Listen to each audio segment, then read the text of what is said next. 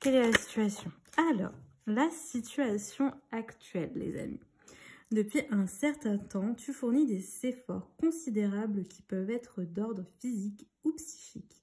Tu n'es pourtant pas encore en mesure de voir les bénéfices de ces prouesses dans ta vie. Cette carte t'encourage à poursuivre cette lutte encore un peu.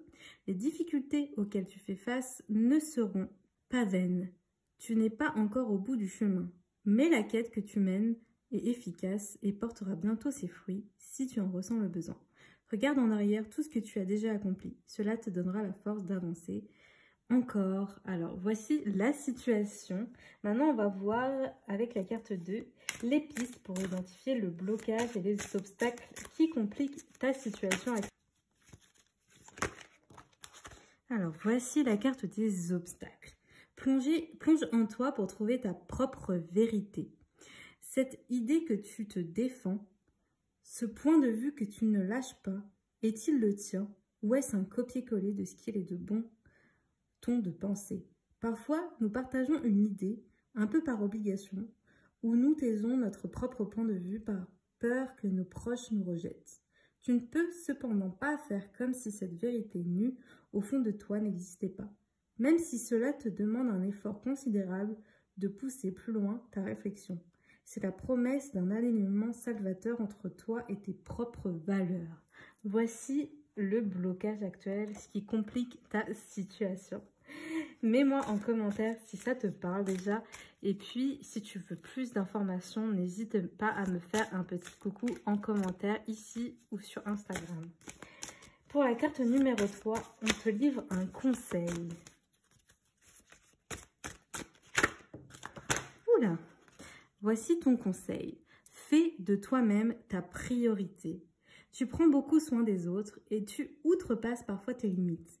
Or, il est important de les préciser afin de pouvoir les poser de manière consciente.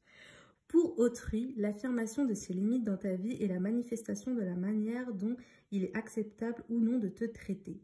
Peut-être as-tu peur de décevoir, mais en réalité, tu n'as pas à culpabiliser de ressentir le besoin de te protéger. Si ces limites sont respectées, tu seras encore plus à même de pouvoir offrir une présence et une écoute de qualité à ton entourage.